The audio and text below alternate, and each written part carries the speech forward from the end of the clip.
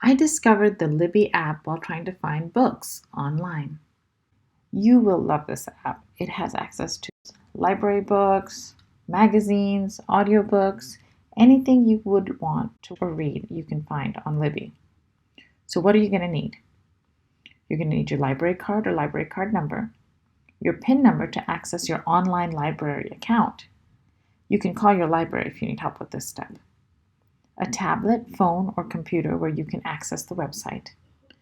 And if you plan on using the app, you will need your password to download the app to your device. You may want to pause here while you gather what you need.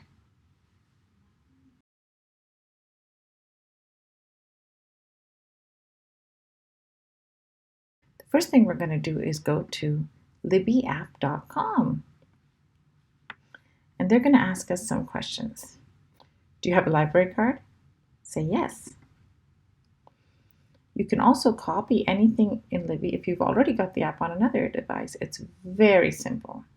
You can just click this, hold the devices next to each other, and it'll copy your accounts. You can search for your library, or we can have it guess our library. Shall we try that? So this is looking at the location data, and it is absolutely correct.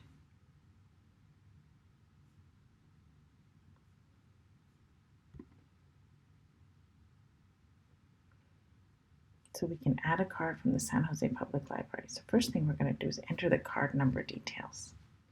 And that should be on the back of your card. It's usually a huge long number, almost 10 to 12 digits or longer.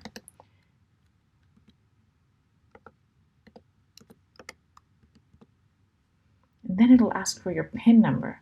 Now this is a secret number that you set up so that nobody else can log in and out of your library account. If you don't know what it is, you can ask your librarian by calling your local library. The number is also usually on the back of your library card. So I can rename the card, and that's very helpful here. So I'm going to rename this, and now we're in. Look, you can see all these different books at the library. And let me show you how easy it is to check one out. Let's pick one, shall we?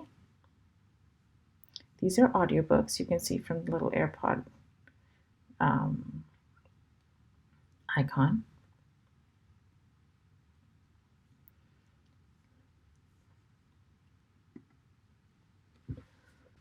This book looks like fun.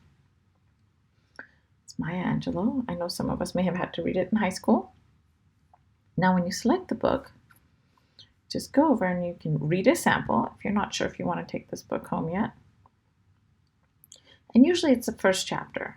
So you can go into places and you can change you go here and you can click on the next page. You can also use your arrow keys to change pages one at a time, left and right arrow. If you want to get out of Libby, then you basically have to click somewhere. Takes a few tries for me. There you go. And you say back. You're like, I'm not sure that book is right for me. I'd like to search for a book. All you have to do is go to the search box. And one of my favorite authors is Gordon Corman. There he is, first one. See all of his books. Say, oh, what haven't I read, or what would I like to reread?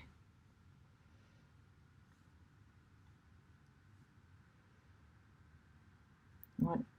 I love these. Soup Break, excellent.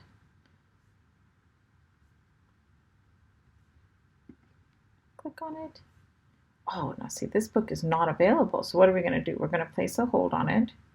When I say place a hold, it's telling me that I should be ready to borrow. It'll come to me in about 2 weeks. One person is using it. So I say place hold, and I can keep browsing. But I really want to read something right now. So let's see what we have. As you can see, this one says borrow, and these say place hold. So I'm going to go to borrow, and I can borrow this one. I can either open the book now and start reading, or I can go back. It's going to be on my loan shelf, which is wonderful. What if I don't want to read a book right now and I just want to browse through some magazines? I can do that as well. You come down here to your favorite magazines. What would we like to see? These are nice, but I would like to see what else we have here. So let's go over here by our librarians. Let's see, I would like some magazines for children.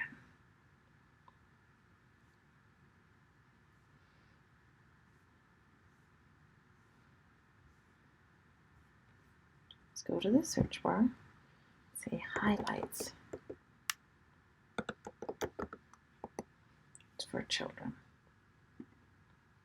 Oh, here we are. This is the latest issue. Isn't this great? I can borrow it.